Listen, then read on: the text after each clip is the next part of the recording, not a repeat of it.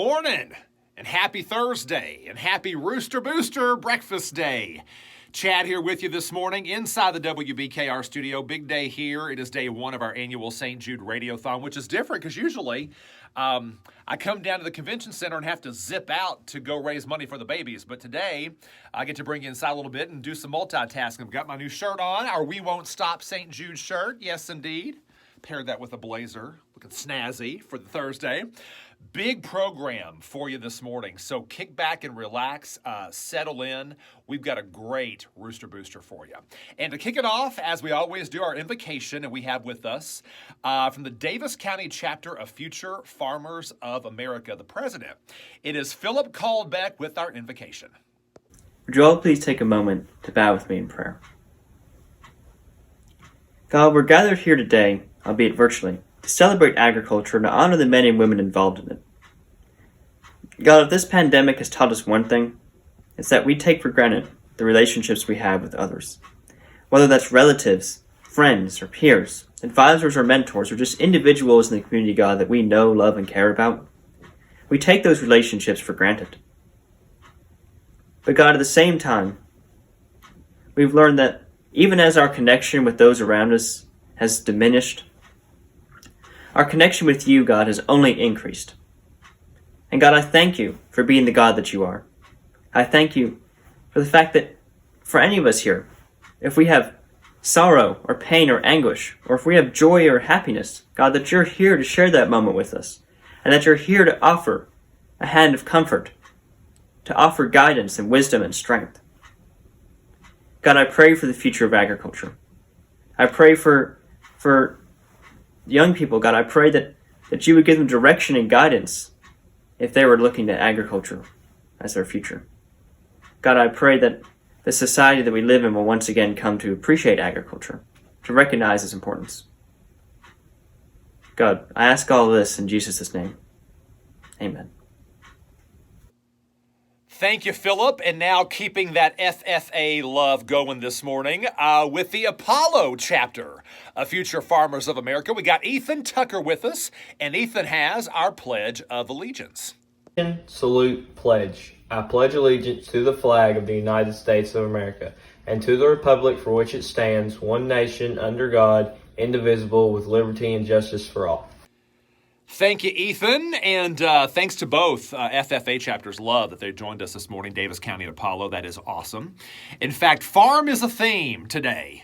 In fact, coming up a little bit later on in Rooster Booster, Candace and I are going to take you to a couple of local farms. And let me tell you, we had an absolute blast getting to know about Hillbilly Farms and Hayden Farms, and we can't wait to share those experiences with you coming up a little bit later. But now, something else we love to do at Rooster Booster and here at the Greater Owensboro Chamber of Commerce, we love to give shout-outs and some recognition to our brand new members, and it's time to do just that. So, Hannah Thurman, take it away.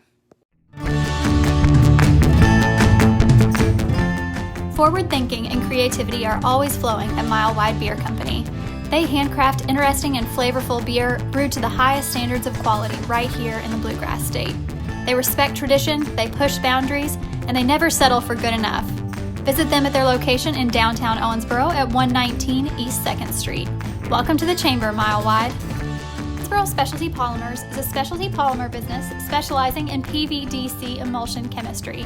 For many years, they've provided high barrier coatings in the flexible packaging industry and metal coating industry, as well as many other applications that require excellent barrier to moisture, gases, odors, flavors, grease, chemicals, and more. Over the years, they've developed a specialty line of adhesive and coating products used in a wide variety of applications and industries. OSP was recently acquired by Milliken & Company, a global manufacturing company headquartered in Spartanburg, South Carolina. Milliken is excited to be part of the Owensboro community. Welcome to the Chamber, Milliken and Owensboro Specialty Polymers. Though at an all-time high demand by employees, finding affordable and reliable health insurance is harder than ever before. Thompson Benefits Group offers customizable health insurance plans and other benefits such as dental and disability that do not require an employer contribution to make available to employee groups under 50 full-time employees. These plans are also available to 1099 self-employed individuals. Contact Thompson Benefits Group at 270-316 6857 to learn more. Welcome to the Chamber, Thompson Benefits Group. United Outdoor Media is a Kentucky-based outdoor advertising company now serving the greater Owensboro area. They look forward to working with the community and urge businesses of all kinds to contact them at 606-878-2660 for more information. Panels are now available on I-165 and being sold first come, first served. They hope to hear from you. Welcome to the Chamber, United Outdoor Media.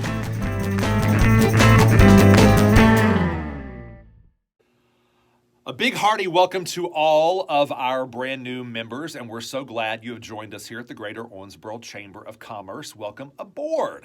All right, so now we get to do something that I don't think that we've done since Rooster Booster went virtual early last year. I don't think we've recognized an Ambassador of the Month, but we get to this morning, and I'm pumped about it. Drum roll. Dun, dun, dun, dun, dun. Our Ambassador of the Month for February 2021 is Kevin Gibson. Congratulations, Kevin, and because we're virtual, I have spared you that long and arduous, embarrassing walk through the crowd at Rooster Booster at the convention center and then up to the podium to get your prize. Spared you all that. But still, the recognition is the same, and thank you for being a great ambassador and the Ambassador of the Month. All right, so gang, promised you we were going to take you to a couple of local farms this morning. This was an absolute blast. Candace got the honor of going out to visit my buddy Jim Gillis over at Hillview Farms Meats, okay? Now, near and dear to my heart, steak. I say steak. What I meant to say is beef, but I love their steaks. Beef, pork, chicken, it's all locally raised. Couple of recommendations for you. The sugar-cured bacon is the stuff that dreams are made of. They have stuffed pork chops that are insane. What are they stuffed with, you asked, Chad? I'll tell you. They're stuffed with sausage. They're amazing. And I said steaks, Freudian slip, because I love their porterhouse steaks and I love their ribeyes. You're welcome, Jim Gillis. I'll send you an invoice later. But Candace got to go out. In fact, I feel like we should change her name this morning because, you know, Candace does have some farm roots. Well, when she went to Hillview Farms, she got to get up in the combine. So without further ado this morning, I present to you from Hillview Farms Meats, Jim Gillis and his friend, Combine Candace. So one thing that we can see over and over in our ag community here in Daviess County is the innovation that these entrepreneurs put into everything that they do to adapt, to innovate, to make sure that not only are they continuing, they're growing always. So do you want to tell us a little bit about what this is and how this came to be? Sure. So Hillview Farms Meats, we're at our store location. We started back at the end of 2016, and we specialize in locally or meat produced on our farm, or at least regionally for sure as well. So listen, it is the best beef you will ever eat in your life. Well, thank you. We do beef, pork, and chicken. We do the three main proteins here in the store. We also do the farmers market during the summer months. But this kind of started whenever I decided to move back home after college. I've grown up on this farm my entire life. We grow crops. We do corn, soybeans, we raise tobacco. We've always had beef cattle. How many generations? I'm the fifth generation. So. Are you the fifth Jim? I am the third Jim. The third Jim. Jim the third. Jim the third, the fifth generation. I love it. It's so exciting. And that's the whole roots thing here. Yeah. We grow our roots here, but we also, as the tree goes up, new things happen. And that's what is all around us here at Hillview. Yep, so it's pretty awesome. So it's been a good success so far. End of the year, it's harvest time, and we wanted to just get out and just have a little bit of fun. You're working, and I'm having fun, and just see what this is all about. It's been about 35 years since I've been in one of these, and they were a lot different, I'm sure, than they are now. They're pretty tech advanced these days. So, which this one's a little bit older. It's still pretty tech advanced, but the newest ones are really tech advanced. So, which I'm having fun when I'm out here too. So it's fun for you, but it's fun for me too. It's hard not enjoy being out here. Long days this time of year, but overall, we're working. This is when we see the fruits of the entire year that we've put in. So, so this is where we're deciding whether we've done really well, just okay, or what's not done so well. So, just a lot a lot of time goes into getting to this point. You know, we're already started a month ago getting ready for this time next year. So it's over a year-long process to get here with planning, and then once spring comes around, actually putting stuff in the ground, taking care of it throughout the growing season, hoping that Mother Nature cooperates, which this year she hasn't really cooperated a whole lot, but that's just part of it. So we roll with the punches, and like I said, it's just this time of year is when we find out what we've done. So Literally the fruits of your labor. yep, that's exactly right. So Okay, let's go. all right.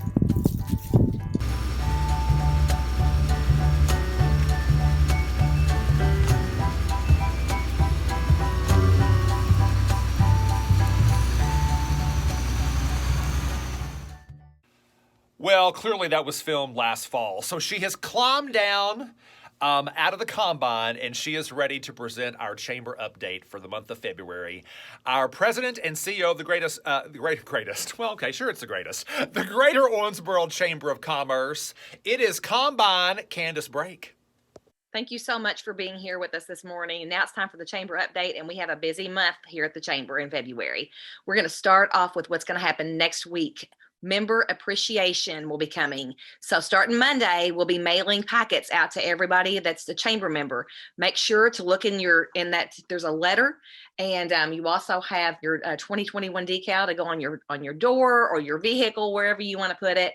And then we get to launch the 2021 Owensboro magazine. Remember, that is a collaboration that we do with the Messenger Inquirer, and it goes into hotel rooms. It'll be in offices all over the community, and it's just a great way for us to show what a great community we have. The CYP luncheon will be February the 24th, and EM Ford is sponsoring that lunch. Priya Milani, Owensboro native, will be the speaker that day. And our Chamber Young Professionals will also be participating at YP Day at the Capitol, which is February the 18th. And that will be virtual. We'll have many people representing our community at that important event. The ambassadors will have a virtual luncheon on February the 10th. And we'll also have a new member breakfast, which is virtual, on February 26th. That's when we connect with our new members, talk to them about chamber benefits and the good things that are happening at the Chamber of Commerce.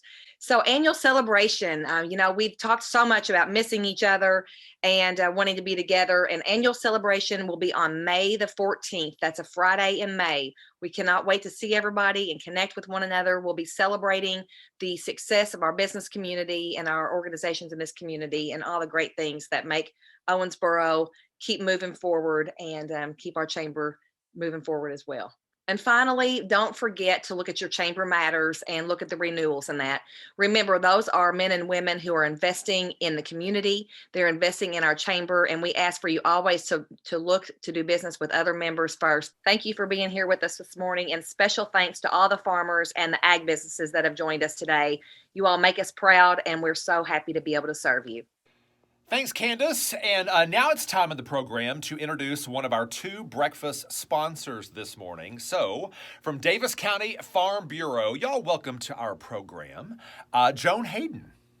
Good morning. I'm Joan Hayden, president of the Daviess County Farm Bureau. I would like to welcome you to the February Rooster Booster.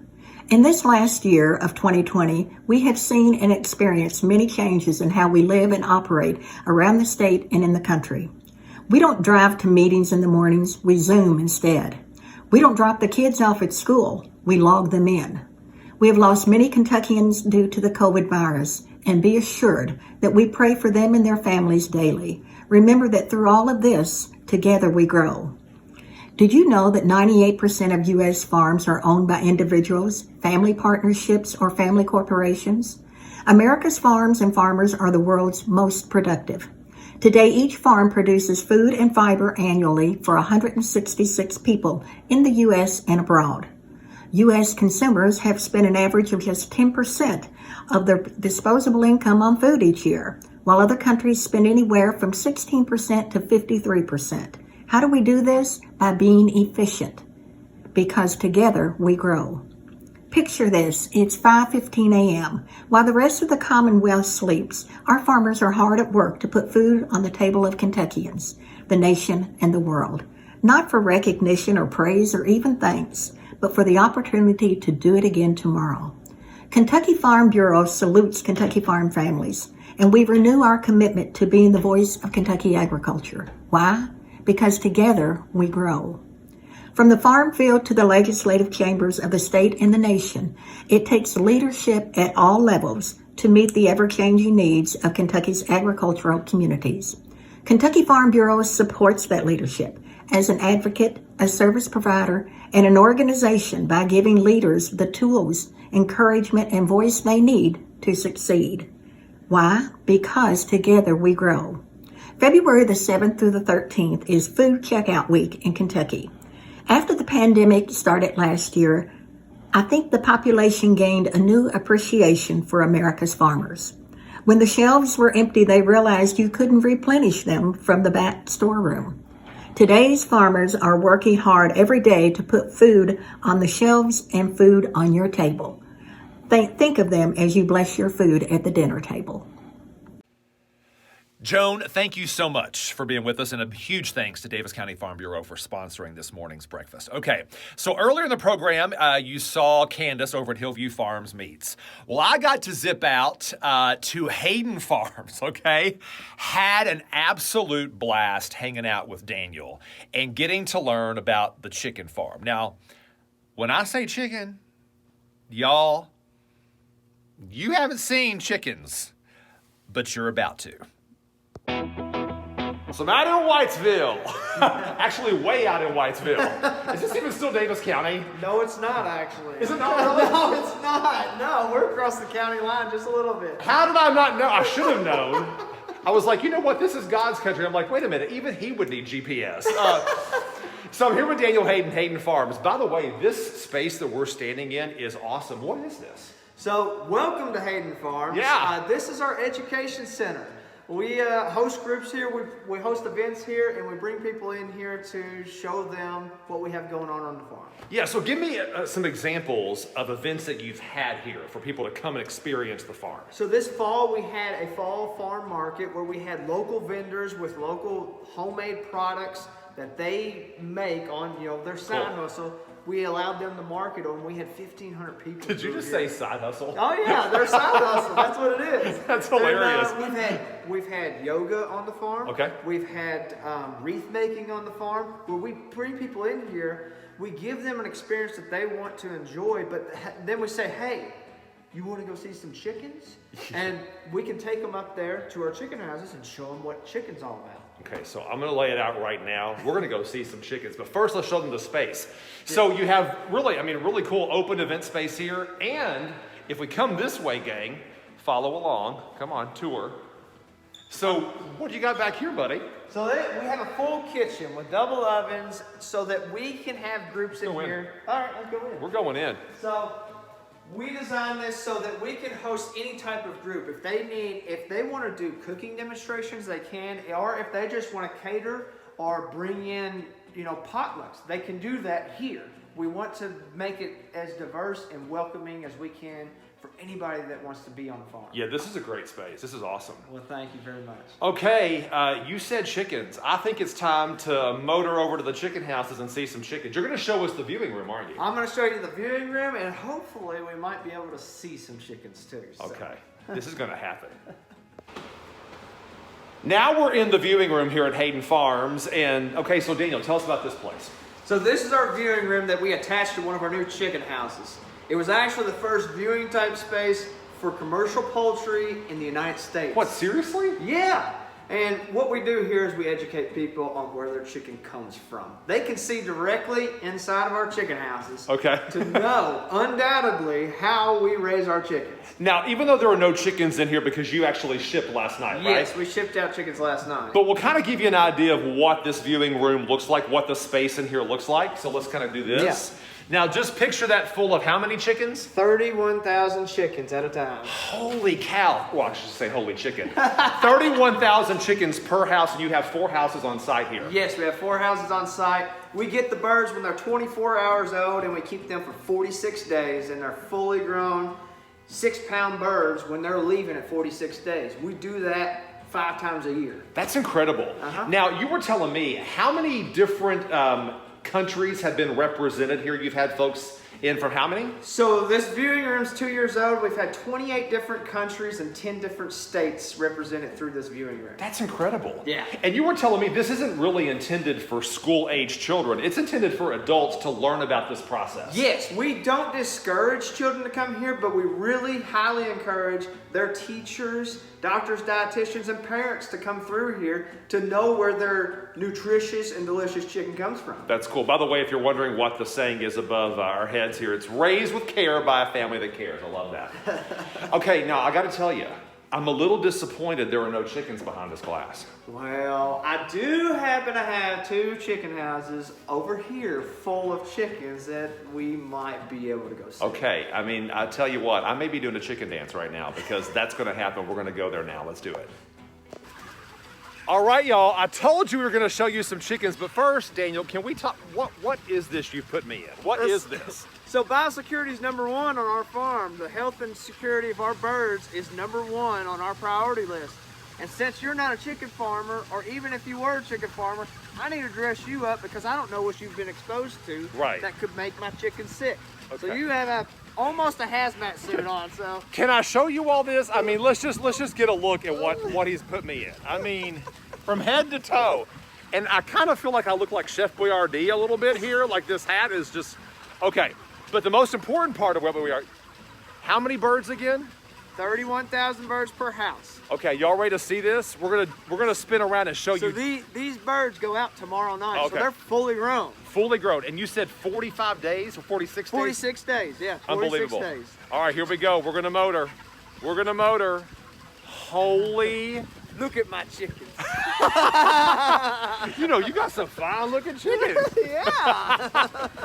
So that's unbelievable. And so, yeah, so I'll kind of give you guys, so we're going this way, right? But let's keep spinning. I mean, this is how big this one chicken house is and how many birds are in here. It's 600 foot long, 2 football fields long is how big this chicken house is. Yeah, and there's a breeze blowing through, I can tell because my hairnet's blowing in the wind. Yeah, not necessarily your hair, but... Well, this is pretty incredible. Thanks for having us out, by the way. Anytime, this is great. I love doing this kind of stuff. And I tell you what, it gives me tremendous pride to be able to provide a safe and healthy protein to people throughout our country, throughout our community, and throughout the world. So I love what I do every day, and I'm really glad to share it with everybody out there. So thank you for coming, Chad. Absolutely. Daniel, everybody, Hayden Farms. Do I get to keep the outfit? Oh, yeah. Yes. Say bye, chickens! Now, control yourselves. I know that I looked insanely attractive in my chicken house outfit with that Jiffy Pop hat that Daniel made me wear. I don't think I've ever felt more attractive and alluring in my life. But I had a blast out there, seriously. Daniel, thank you for having us out. I learned so much about Hayden Farms. It was awesome, and I hope you guys enjoyed that. All righty, it is time to hear from our breakfast. It's time to hear from breakfast. Okay, wait. It's time to hear from our second breakfast sponsor. That's what I'm trying to say. Hello, I'm a professional. But we have with us from the Daviess County Cooperative Extension Office, Katie Alexander. Hi, I'm Katie Alexander, the Family and Consumer Science Extension Agent for Daviess County, and I'm here to tell you a little bit about Extension. For those that may not be familiar with the Daviess County Cooperative Extension Service, we are a part of the University of Kentucky College of Agriculture, Food, and Environment. There's an Extension office in every county in Kentucky. Kentucky Cooperative Extension is the most comprehensive outreach and engagement program at the university.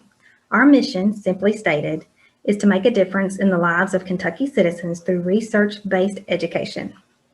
Jointly with our other land grant partner, Kentucky State University, we bring the university to the people in their local communities addressing issues that affect all Kentuckians. At the Daviess County Cooperative Extension Office, we have agents for 4 program areas. Clint Hardy is our Agriculture and Natural Resources Agent, Annette Heisdoffer for Horticulture, Stacy Potts and Lindsay Dunn are our 4-H and Youth Development Agents, and myself for Family and Consumer Sciences. We also have an Extension Program Assistant for Supplemental Nutrition Assistance Program Education, which is Kelly Bland, and 3 staff assistants, Ashley Marshall, Robin Edgell, and Beth Horn. Clint for agriculture can provide information on anything from beginning farmers' resources, livestock, grain crops, tobacco, soil conservation, and leadership. Annette can provide information on home and commercial horticulture, gardening programs, farmers market information, and Extension Master Gardening Program. Right now, the Extension Master Gardeners and Extension have partnered with the Daviess County Public Library to provide a seed library. They have also partnered with Western Kentucky Botanical Garden to have flower trial garden and fall vegetable trial demonstration gardens. Our office also provides soil testing, weed and plant identification, and insect identification. Stacy and Lindsay work with the youth in Daviess County to teach them leadership, citizenship, and life skills. Anyone aged 9 to 19 can participate in 4-H. They can be involved by going to 4-H camp, participating in communications competition, speeches, learning about volunteerism, career development, participating in the Feeder Calf Project, and teen leadership opportunities. You can also participate in many of the clubs they have, like Livestock Club, Horse Club, and Shooting Sports, just to name a few. As the Family and Consumer Sciences agent, I work as an advisor to the Extension Homemakers Group, which is a volunteer organization. I also work with individuals, families, and communities to improve quality of life. I can provide information and programs on food safety, food preservation, financial education, physical activity, and nutrition. 2020 and 2021 have definitely changed the way that we provide our services to the community. We have gone from all in-person meetings to providing once-a-month grab-and-go kits outside our front door to an all-virtual Ag Expo. But we continue to be here for the community as a resource with research-based information and programs. Whether we see you in person or on Facebook or on Zoom, we are here for you. So be sure and like our Daviess County Cooperative Extension Facebook page to stay up to date with information and programs that are available through our office. Thanks, Katie. And of course, thank you to the Daviess County Cooperative Extension Office for being our sponsor this morning. Thank you, thank you, thank you. All righty, it is time for our featured speaker. But this morning's speaker segment is going to be a little bit different than usual because Candace Brake had the opportunity to sit down for an exclusive interview with the former United States ambassador to the UN, Kelly Craft. Now, some of you may not know this, but Kelly has roots right here in the Commonwealth. She is from Lexington, Kentucky. A lot to talk about, a lot to get to, so without further ado, we have Candace Brake with former UN ambassador, Kelly Craft. Well, first of all, thank you so much again for being here. I know you're so busy with transitioning between, your residence in New York and then moving here and then helping your successor and all that you've done. And first of all, just thank you for that. And thank you for your service. And I have to say, thank you for making Kentucky look good. So it makes me proud to have you representing our state in such a great way. So let's start this off by maybe telling a little about yourself and Okay. who you are. I was born in Lexington, Kentucky. We moved to Glasgow, Kentucky. My father was a veterinarian. He joined to practice there when I was around 2.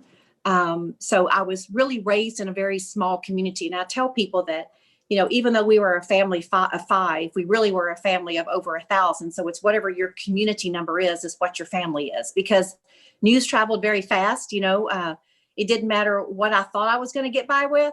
My parents knew it, but when I was thinking it, because, everybody's a reporter, you know what I mean? Everybody in your community. So yes. Yeah. So there's something to be said for being raised around people that your handshake is your word. There's no need for a written contract. I watched, with my father and the way that he respected farmers, whether they were the landowners or the land laborers. And that really taught me so much the importance once with USMCA, with the NAFTA negotiations, and then all the way when I was traveling with the World Food Program and the Food Agricultural Organization. So Glasgow comes up in everything I do. You tend to go back to that foundation. That's wonderful. West Kentucky stays in your blood for sure. Yes, absolutely. So with regards to Canada and then the UN. Tell us a little bit about that journey and how, how that ambassadorship started and just kind of a little bit about your journey there. I tell people that your journey really starts at birth. And I think it starts with your parents and listening, in the community that you're raised in, just like we were discussing. I mean, it's more than just the people inside your home, it's your whole community. Really, there was a teacher when I was in third grade that was so instrumental in she really pushed me to strive harder. I mean, I was in third grade, Mrs. Conley, I'll never forget it. And she told me that I could do anything in the world that I ever set my sights to, because I always was interested in international affairs and in collecting little things from different countries. And then I fast forward to my first job, which was in middle school, high school, at a dress shop in Glasgow, owned by a lady named Mabel Wells. And she was very well traveled. She was from the Northeast. And in between customers, I didn't need to travel. I had my own travel agency right there with her, because she would tell me the most incredible stories. And my first trip abroad was with Mrs. Wells and a lady named Cecile Garman and my mom. So early on, my mother surrounded her friends were people that were wiser and smarter in areas and that appreciated her, and she appreciated them. And so I learned very early on that you need only a small group of friends, but you need to surround yourself with people that are going to help you and lead you in the right direction. So I really attribute it to the people that I was around. And, community is so important, as you know. Absolutely. It is. It's very important when you're being raised, especially. So that's kind of a segue into a question of what's your Kentucky heritage done for you as far as being on the international stage? I have to say that my upbringing taught me well the importance of, there's one thing that another individual, really the only word they want to hear is their name. Right. And my father taught me that. He learned every farmer's name. He knew their animals' names. And it's so important because I could see when I'm talking with the other ambassadors or with individuals in other countries, when I'm visiting the countries, just looking at them and learning something about them completely disarms the conversation. So you forget the formalities and they allow you to come inside. And that's really what to me is important, because that's the only way that I could help, is to know what's really going on in that community. And as an American, when you travel, it doesn't matter whether I am the US UN ambassador or the Canadian ambassador or Kelly Craft. When you travel, people look to America as the best hope. We are the beacon. And with that comes a moral responsibility. And with my position came a real responsibility to make certain that mine, all of our tax-paying dollars are being, held in accountability, that they're transparent, and that the money that we are told is actually going to the people who are in need. Because we have a lot of conflict around the world, and people depend on Americans. We are the people that come in, and when we leave them a better place. Unlike, as you know, some other countries, such as China, that tends to come into a country, build these big shiny objects, but they leave them without any tools to be able to sustain that economic piece of development. Matter of fact, they leave them in debt. It's more like a predatory lending, where we leave people with better tools and a better community and to be able to build upon. So that's really what I've learned when I've traveled and seen, been there where my predecessors have been. It is so apparent when an American has been there and helped start a business or a community health center. It's still there, and they're building upon it. So it's a big difference when you see a country like China come in and try to own them and leave them in debt, and then an American company come in and give them tools to be sustainable. And we talked that this is our farming program. We're focusing on agriculture today. And I would love for you to just reflect a little bit on your roles and the importance of agriculture with trade and just what you saw firsthand. When we started negotiating, and I'll start from Canada. I'll start growing up on a farm. So therefore I really, I was around dairy farmers. My father's family were tobacco farmers. So you understand the pride in any sort of an industry like the dairy or tobacco. I'm in Canada and we're negotiating USMCA. And to me, the most important chapter, because I felt like I had my own skin in the game because of being from Kentucky, was chapter 3, which was the agricultural chapter. And I really learned that their farmers had just as much pride and family tradition as ours do in the dairy and the tobacco and the other industry. And I felt like that, USMCA being the largest trade agreement in the world. I mean, you've got Mexico, Canada, the US. So it shows you can take an emerging economy as Mexico, two strong economies, and you can all work together. And, it removed a lot of trade barriers for Kentucky. It really opened up a lot of opportunities. Canada is our number one. We export to Canada. It's our number one export, matter of fact.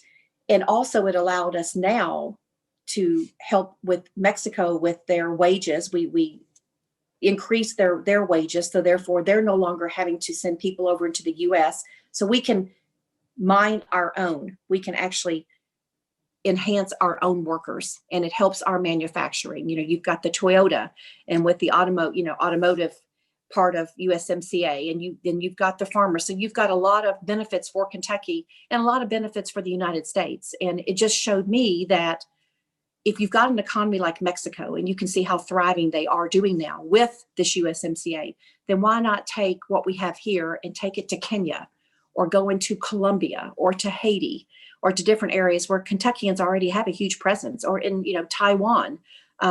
So Kentuckians have a presence all over the world. And I think it's really important, after seeing how USMCA has really opened the doors, removed barriers, and helped us to gain our made in America, our own economy, that we can do this around the world.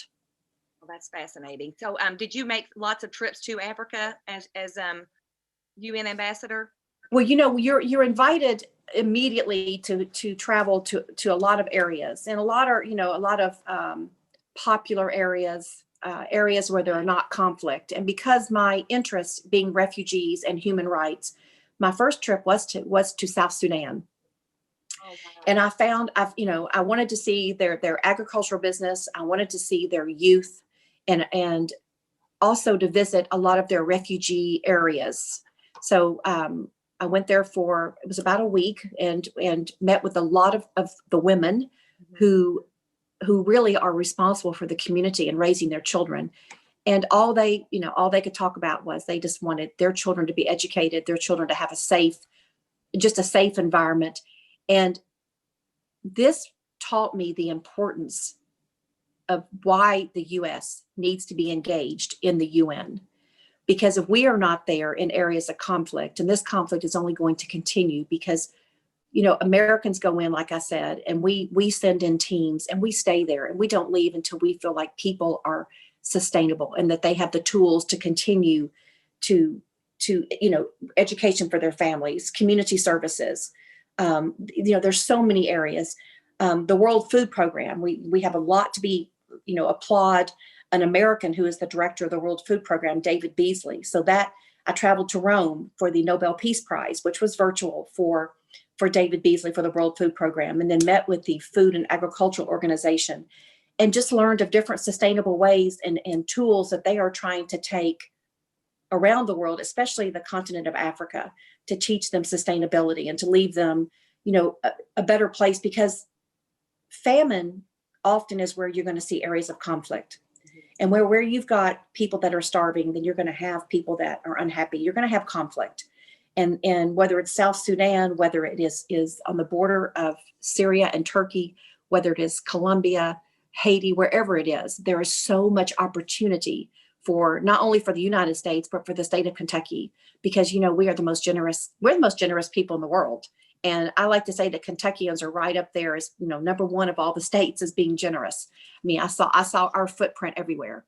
Oh, wow. That's something else. It makes you proud. Makes you proud to be an American and to be, a Kentuckian. So we had talked earlier about our YP organization, our CYPs, and we have a lot of leadership programs within the chamber. What would you do? What would you give advice to them about as far as career advice that you wish somebody had told you when you were just starting out with your profession? First of all, I think the organization as the chamber, I've traveled around the world, and the American Chamber has such a presence everywhere. And it's great when we were having the conversation before we went live to talk about how you have attracted this new generation, this 20 and 30-year-olds, because those are the ones that are receiving so many different voices to tell them to go into so many different directions.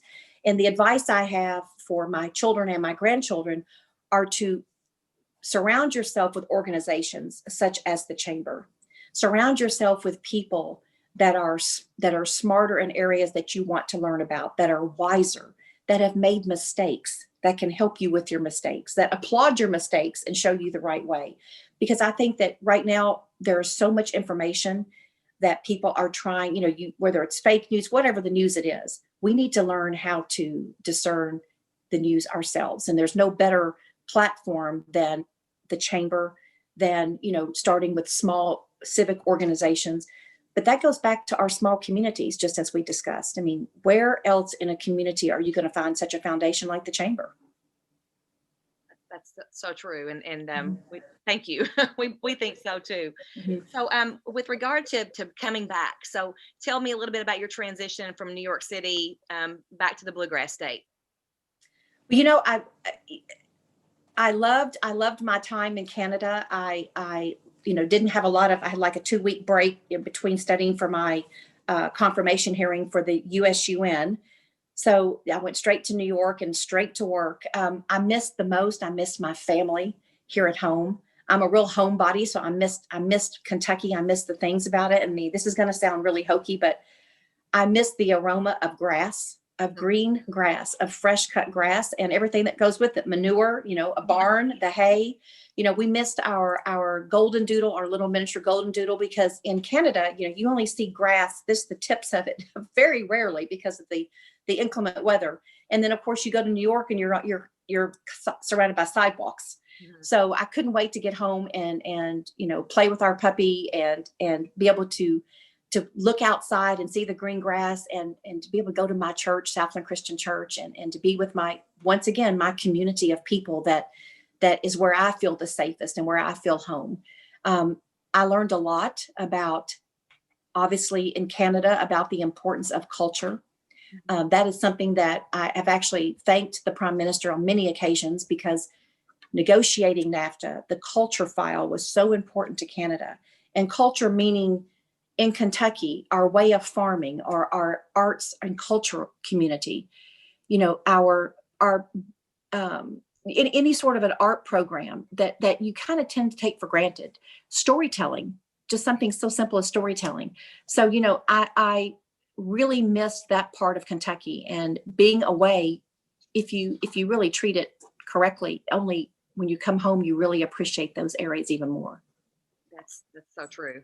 It's so true. It reminds me of the Happy Chandler quote. I'll mess it up if I say it, but you know what I'm talking about the Kentuckians wanting to be home. Yes. Yeah. So with regards to all the travels that you made, are there any farmers or is there any stories that stand out as just a rich, every time you think about it, that it touches you? Goodness, I carefully chose the areas that I traveled. Just like I said, you get many, many invitations, and I wanted to go places where I felt as an American, as a Kentuckian, that I could make the bigger impact. So whether it's in South Sudan, visiting, the women who are basically raising the families, they're working on the land, to being in Colombia. Colombia made a huge impact just because we were able to see the refugees coming in from Venezuela. We were able to see exactly where our taxpaying dollars were making such a huge difference. Being in Turkey on the border of Syria and seeing the one border that's open for humanitarian access, watching the World Food Program, watching UNICEF, seeing the workers there, visiting with the white helmets. I probably would say the white helmets made the biggest impact because it reminded me so much of people that volunteer in our home state. The white helmets are a group of ordinary people doing extraordinary things. And they're really frontline workers that are rescuing Syrians that have been in conflict areas. So that to me probably stood out more, just being able to be with the white helmets, to thank them in person. I mean, these are mothers just like we are, that are volunteering their time, dads that have families at home, but that are gone weeks at a time whenever there's a conflict in Syria. So that was an area that I will never forget. I still keep in touch with them. In South Sudan, in Haiti, I'm still keep in touch with the president of Haiti. Going back to South Sudan with the president and their vice president, we're still trying to work out and make certain that they have a peaceful government, a peaceful transition. So the areas that I visited were areas that I knew that when I got on the plane, I wasn't leaving them. I brought them all back with me, and they know that I will continue to follow through. And that's why I think it's really important, no matter where you are in life, whenever there's somebody that does succeed you, that you treat this like this is a marathon race. And I'm going to pass the baton off to my successor. And that transition time of that pass off is so important. And I want her to be successful because her success is my success.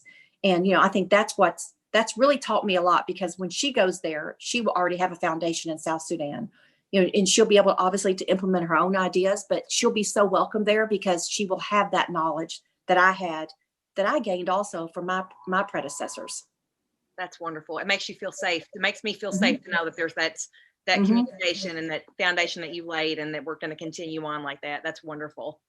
So let me see. I had some others that we did have farmers that submitted a couple of our questions. If you don't mind for me to No, not at all. And this is we've touched on it, but just for specifically, as ambassador to Canada and the UN, you were able to see firsthand how important U.S. agriculture and Kentucky agriculture is in feeding the entire world.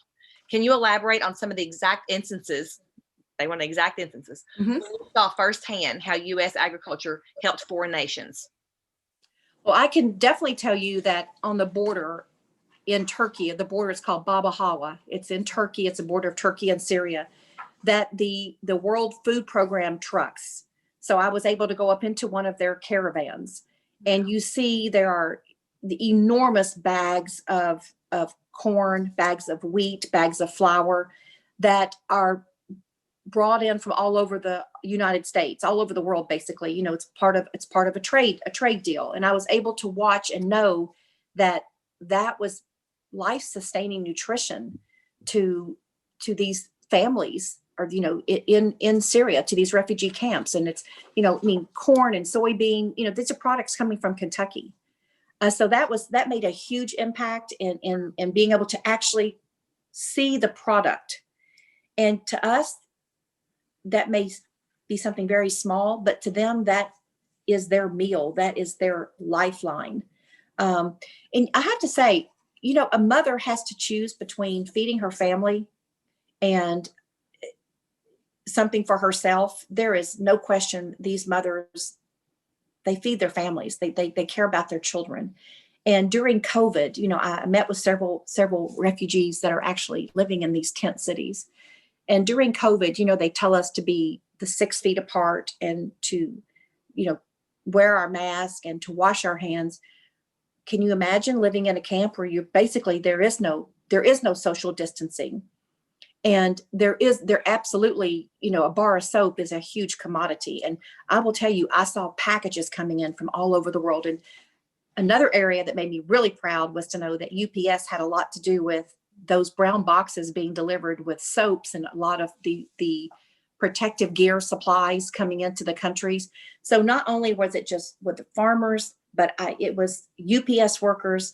But I have to say that, to me, farmers at this time, during this conflict all over the world with the famine, they are frontline workers. They may not be present there, but their work here at home is part of that front line in the conflict areas.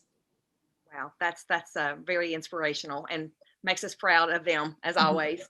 So we won't keep you much longer. I know you're I'm good. So is there anything that you want to leave us with today, to leave our members that are watching?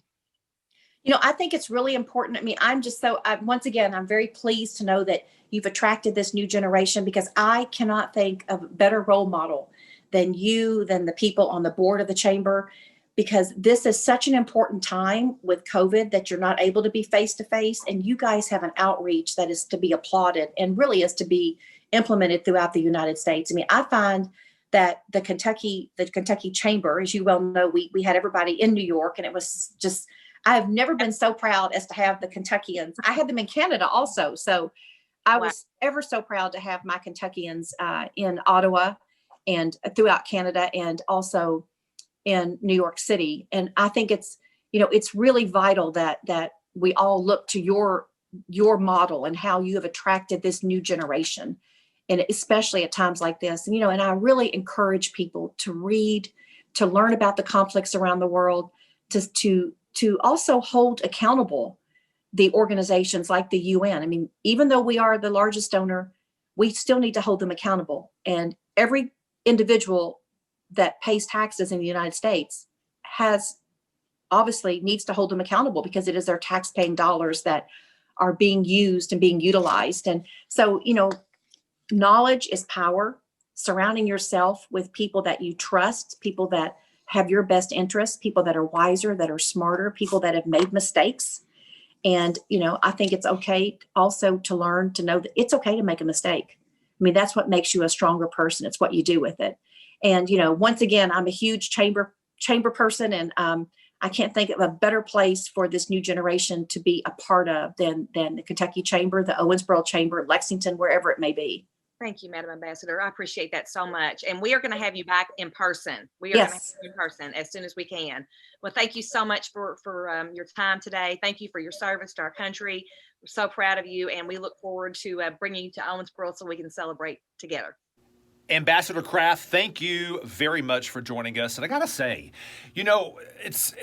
everybody wants to be back together at the convention center for our Rooster Booster breakfast. Like, I totally get that. I miss y'all. But I will say, doing these virtually, we get the opportunity to have some really amazing special guests with us that we wouldn't get an opportunity to have normally. So I'm all about this. Props. And thanks to Ambassador Kraft for joining us today. And thanks to you for joining us. I hope you all enjoyed the February Rooster Booster Breakfast. I mentioned this at the top of the program. I'm in my St. Jude We Won't Stop shirt today. It's day one of the WBKR St. Jude Radiothon. Y'all know we're raising money. We've got a cookout going on over at Wesleyan Park Plaza with the Angels for Ashley cooking team. I invite you, if you can in any way, to help support the cause. And this is always a fun community event. And that's really what we do here at the Greater Owensboro Chamber of Commerce. We celebrate community. We celebrate each other. We love celebrating each and every one of you. So thanks for being with us. Have a fantastic February. Stay warm this weekend when the temperature, the low, is going to be in the single digits. Can we throw a flag on the play? And we will see you in March at the Rooster Booster Breakfast with the Greater Owensboro Chamber of Commerce. See you soon.